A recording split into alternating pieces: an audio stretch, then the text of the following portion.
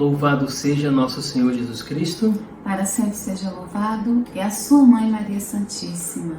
Meu nome é Marconi, eu sou esposo da Alda. Meu nome é Alda, casada com Marconi. Nós somos membros missionários da comunidade Obra de Maria. Temos 2 filhos, a Sara, de 18 anos, e o Tiago, de 16. Queremos partilhar com vocês um pouco da nossa vida, da nossa história, do nosso ser família, dentro desse carisma Obra de Maria. Esse solo que Deus escolheu para nós, para que aqui nós pudéssemos ofertar a nossa vida a Ele. E nós entramos na comunidade em 94. Primeiramente, nós nos conhecemos como irmãos, né? Irmãos de missão, irmãos de comunidade. Primeiro nós demos nosso sim a Deus nessa vida missionária. Entramos na comunidade para descobrir nossa vocação. E Deus assim quis que nós vivêssemos nossa vocação matrimonial. E daí houve todo o processo, né? Primeiramente nós namoramos, depois nós noivamos e casamos no dia 8 de dezembro de 1999, no dia da Imaculada Conceição, porque nós queríamos ofertar todo o nosso ser, todo o nosso amor, todo o início daquilo, do algo novo que nós iremos viver no nosso matrimônio a ela, né? E por isso que nós casamos dia 8 de dezembro. E hoje nós temos, como bem a Alda já falou, nós temos 2 filhos, a Sara e o Tiago, que são frutos deste nosso amor. Dentro da nossa vocação, desse chamado, né, de carisma Obra de Maria, descobrimos a nossa vocação ao matrimônio, ao qual nós verdadeiramente escolhemos, a partir do matrimônio, vivenciar aquilo que já havíamos decidido como solteiros, né, que é dentro de um carisma. Somos chamados à vida missionária e dentro da vida missionária à santidade, né? Então é isso que nós queremos com o nosso matrimônio, ofertar a Deus a nossa vida missionária em santidade, não é? Assim, sabendo que essa vocação à santidade é para todos e está ao alcance de todos, ninguém é excluído, não é? Mas todos nós somos chamados. O próprio Deus disse: sede santos, porque eu sou santo, não é? Então a santidade é para todos, porque às vezes nós imaginamos que a santidade é para um grupo de pessoas, não é? E na verdade não é. Deus procura corações disponíveis, corações generosos, que desejam ofertar a sua vida em favor do outro, não é? Em favor do reino de Deus. E ali Deus faz, Deus manifesta a sua obra. É por isso que São João Paulo II, né, enquanto Papa ainda em vida, ele, na sua exortação apostólica, Familiaris Consócio, ele vai dizer que a vocação universal à santidade é dirigida também aos cônjuges e aos pais cristãos. É especificada para eles pela celebração do sacramento e trazida concretamente nas realidades próprias da existência conjugal e familiar. Ou seja, a vocação à santidade é uma vocação universal e cada um dentro da sua vocação pessoal, que no nosso caso o matrimônio, somos chamados a viver essa santidade entre nós como esposos e dentro da nossa família, juntamente com os nossos filhos, não é? Esse foi um dos desejos do meu coração, quando Deus claramente, não é, mostrou para nós a nossa vocação ao matrimônio. Então ali eu dizia para o Senhor que se este era o chamado ao matrimônio, eu não queria chegar no céu sozinha, mas queria chegar juntamente com meu esposo e com os filhos que Deus iria nos confiar, né? Então, esse sempre foi um desejo do meu coração, do nosso coração, de construirmos um lar, uma família para Deus. A vida missionária, muitas vezes a gente pode pensar, né? Como é que é possível conciliar, né, a vida missionária com a vida de família? Como é que eu consigo fazer tudo isso qual tempo eu dedico à minha família, qual tempo eu dedico à minha vida missionária, né? E nós somos casados há 21 anos, dos 26 anos de vida missionária, 21 anos nós somos casados. E nós já vivemos em várias casas de missão, né, também com os nossos filhos, e nós podemos dizer que é possível sim. Quando nós nos doamos totalmente a Deus, Deus dá sempre tempo para nós e nos dá também a possibilidade de nos doar à família, porque a família é uma igreja doméstica. Então Ele confia a nós uma pessoa, no caso a minha esposa, e também nossos filhos, para que ali nós exercitemos a evangelização.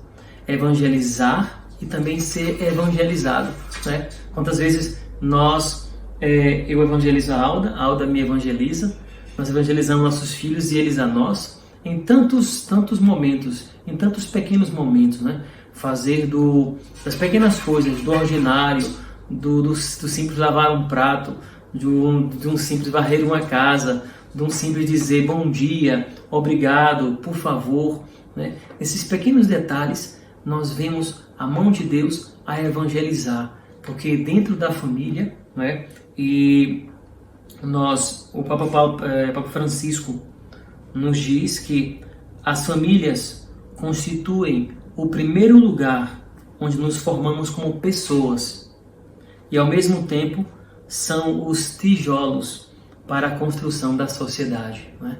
Então, quando nós construímos uma família, quando nós abraçamos essa missão, esse projeto de Deus, sermos esse santuário onde guardamos, onde recebemos de Deus os filhos, porque os filhos são de Deus, cuidamos deles para devolver eles a Deus.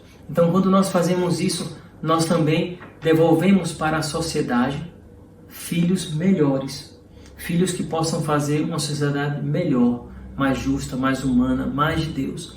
Então, qual melhor missão é essa de um missionário, né? Nós evangelizamos em tantos lugares, para tantas pessoas, mas temos a oportunidade de evangelizar ali, né? Na nossa igreja doméstica, para que ali possam nascer pessoas que possam fazer o nome de Deus ser conhecido e amado em todo o canto. Exatamente. O Papa Paulo VI, né, justamente ele dizia que a família, assim como a igreja, deve ser um lugar onde se transmite o Evangelho e donde o Evangelho irradia. Portanto, no interior de uma família, consciente desta missão, todos os componentes evangelizam e são evangelizados. Os pais não só comunicam aos filhos o Evangelho, mas podem também receber deles o mesmo Evangelho profundamente vivido. Uma tal família torna-se então evangelizadora de muitas outras famílias e do ambiente no qual está inserida. Amém. Também ele vai dizer que a família deve formar os filhos para a vida, de modo que cada um realize plenamente o seu dever segundo a vocação recebida de Deus. Então é isso, né? Na família, cada um de nós evangelizamos e somos evangelizados. E nós temos que ter essa consciência que a família, ela tem essa missão de se tornar cada vez mais aquilo que é. E o que é que ela é? É uma comunidade de vida e de amor. A família, ela existe pela comunhão, pela união dos dois, do marido e da esposa, e a partir da nossa união, da nossa comunhão, é gerada a primeira comunidade, que são através dos filhos, com o nascimento dos filhos. Se torna uma comunidade que não se fecha em si mesmo, mas que ela, preparada ali, a família, ela vai ao encontro de outras famílias, né? Ao encontro de outras comunidades. E assim nós vamos evangelizando e sendo evangelizados, sabendo que a primeira catequese começa dentro do seio da família. O pai e a mãe são os primeiros catequistas dos seus filhos, né? Porque nós somos o reflexo de Deus para eles, né? Deus fez o homem e a mulher, a sua imagem e semelhança. E é nesta semelhança, desse amor, que se doa e que se revela, que nós temos que passar para os nossos filhos, né? Porque vai ser aqui na primeira comunidade, no seio materno, no seio paterno, que os nossos filhos vão descobrir o amor misericordioso de Deus. A mesma forma como nós amarmos nossos filhos, como nós os acolhermos, vai ser a forma como eles vão se sentir amados e acolhidos por Deus, né? Então, a família, ela é verdadeiramente essa igreja doméstica, esse santuário da vida, porque ela é essa guardiã. Ela é guardiã da presença de Deus, assim como foi a família de Nazaré.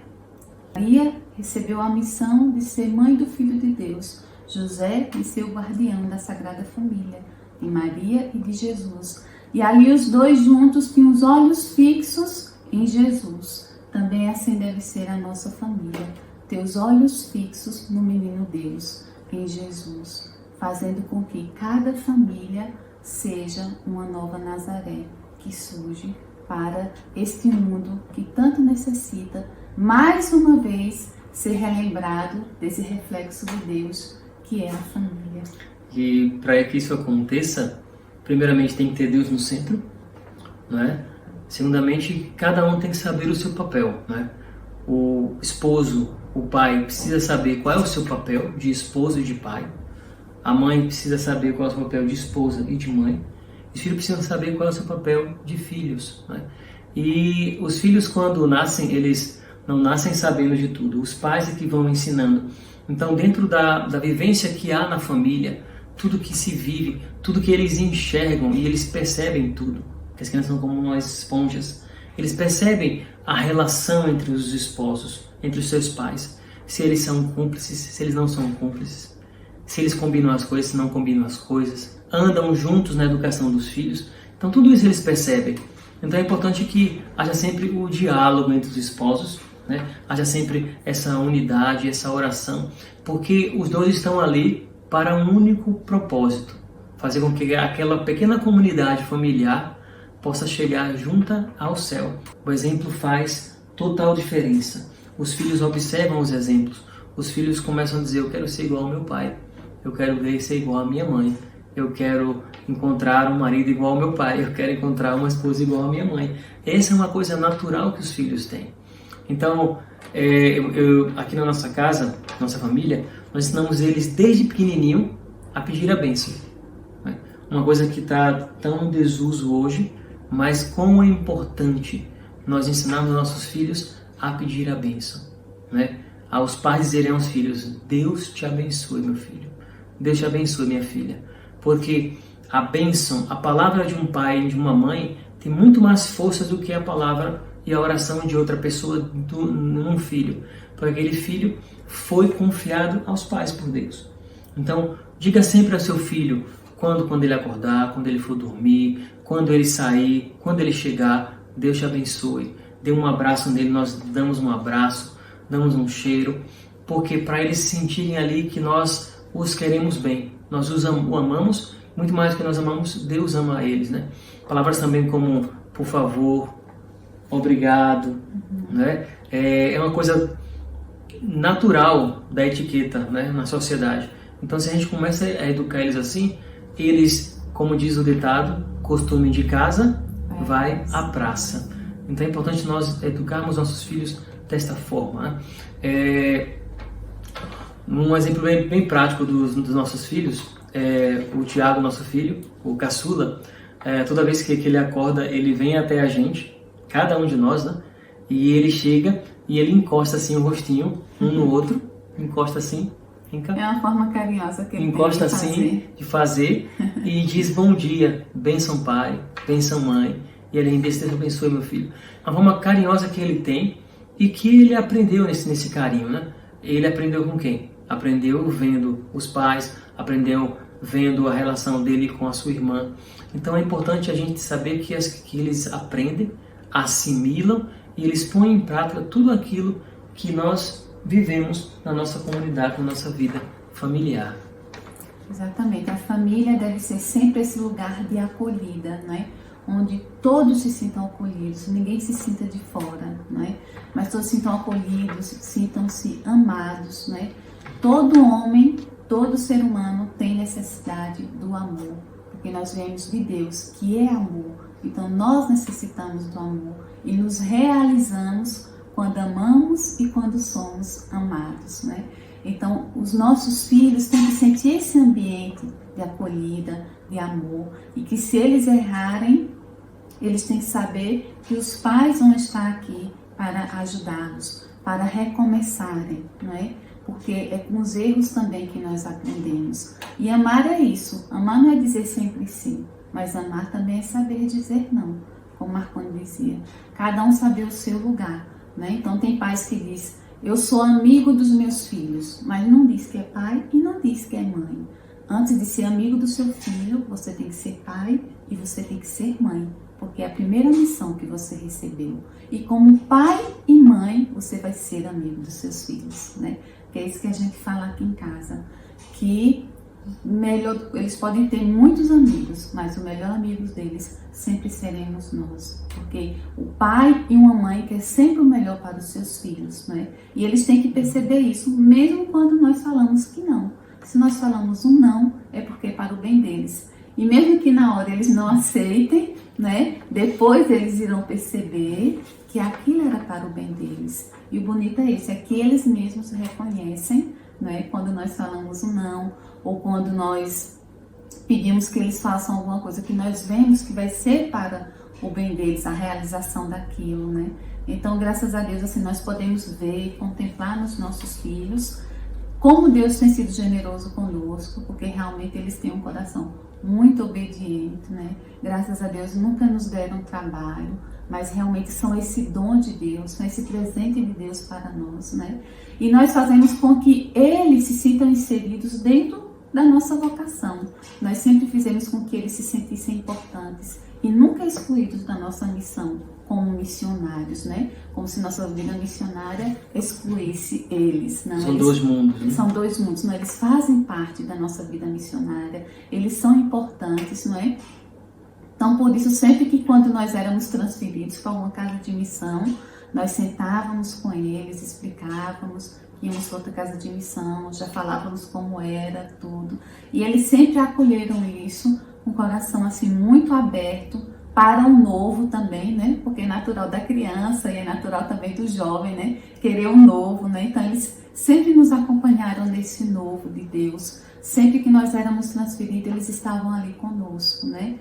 Então, sempre se readaptando também, sempre quando a gente chega em algum lugar, a gente se readapta, não é? Àquele lugar, é tudo uma realidade diferente. Então, eles sempre vivenciaram isso conosco. E nós queremos trazer eles para a nossa vida de forma assim, muito suave, muito leve, né? Sem obrigações, não, você tem que fazer isso, não. De forma muito sutil, a gente faz com que eles vão participando da nossa espiritualidade, a espiritualidade dentro do carisma, a espiritualidade dentro da nossa casa, não é? Então, nós temos aqui esse hábito já, né? Sempre rezamos as refeições, então cada um fica responsável por um horário na refeição, um na hora do café, outro na hora do almoço, outro na hora do jantar. Quando rezamos o texto em família, cada um reza o mistério do texto. Quando rezamos o ofício juntos, todos rezam, não é? Não é os pais que rezam, eles só ficam ali participando de corpo presente, não. Eles realmente rezam conosco.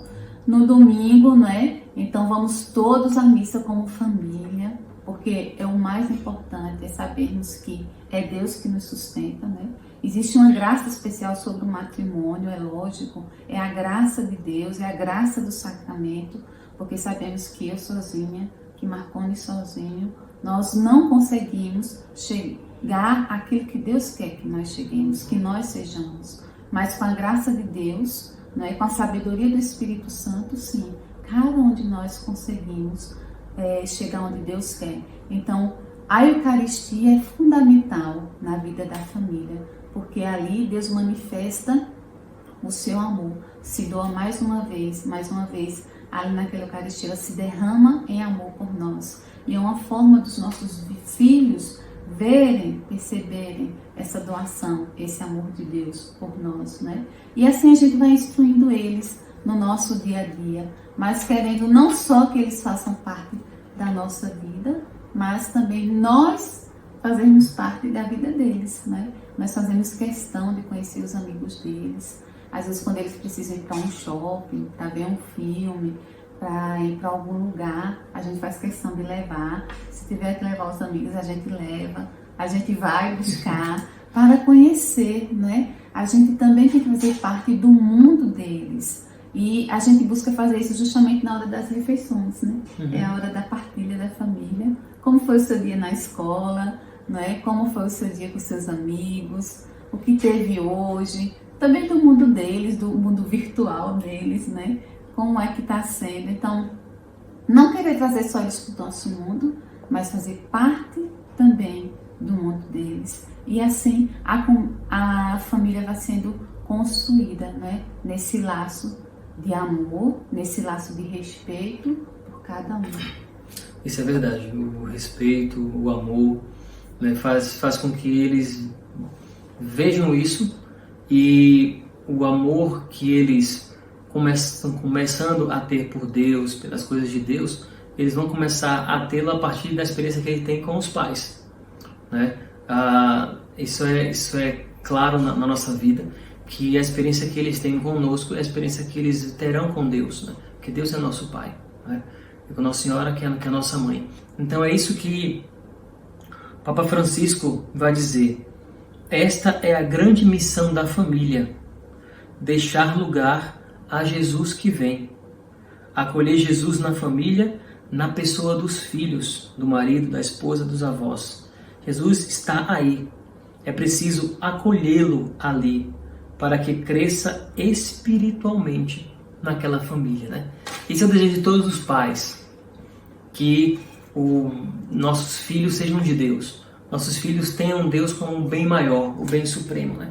E nós só conseguiremos isso a partir do momento que nós, primeiramente, temos Deus dentro de nós, e com nossos atos, nossas palavras, nós passamos aos nossos filhos, e eles vendo isso, conseguem também, nessa sementinha, ser também de Deus. A promessa de Deus para a minha vida, para a vida de Marconi, dentro do carisma Obra de Maria, também para a descendência dos nossos filhos, é saber que Deus também vai continuar conduzindo a vida deles. E os pais de Santa Teresinha, eles queriam viver a vida religiosa, mas sentiram no coração um sentimento verdadeiro um para com o outro, e o diretor espiritual deles disse: casem-se e gerem filhos para Deus, gerem filhos santos para Deus.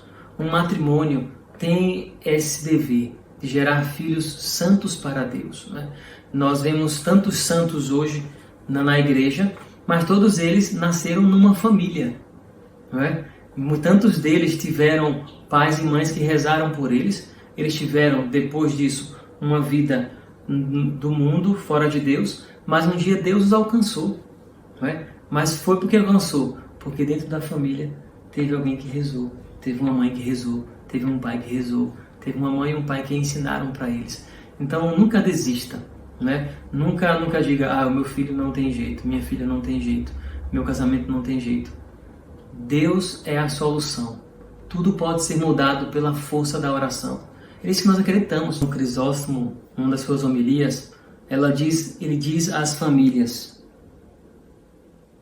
voltando às vossas casas, preparai 2 mesas, uma para o alimento do corpo e a outra com o alimento da Sagrada Escritura. O marido repita o que foi dito na Assembleia Santa, a mulher se instrua e os filhos escutem. Cada um de vós faça de sua casa uma igreja. Não sois responsáveis pela salvação de vossos filhos? Não devereis um dia prestar contas desta missão? Como nós, pastores, temos que prestar conta de vossas almas, assim vós, pais de família, deverão responder diante de Deus por todas as pessoas de vossa casa, não é? É uma missão onde, quando nós nos preparamos, né, o casamento, você não conhece a pessoa e vai logo casando. Você tem toda uma preparação. Quando você faz um projeto, quando você abraça uma missão, você tem que prepará-la. A preparação é no namoro e no noivado, para que assim, quando vocês casarem, contraírem matrimônio, vocês fazerem bem aquela missão, né? Fazer como a Ada bem falou, fazer com que não somente eu vá para o céu, mas levar todos da minha família para o céu, porque Deus nos confiou, Deus me confiou a minha esposa Alda, me confiou os meus filhos, a Sara e o Tiago, a mim, para que eu pudesse, como pai e como esposo, pudesse ali ser um bom pai e um bom esposo, gerando aquelas pessoas mais para Deus.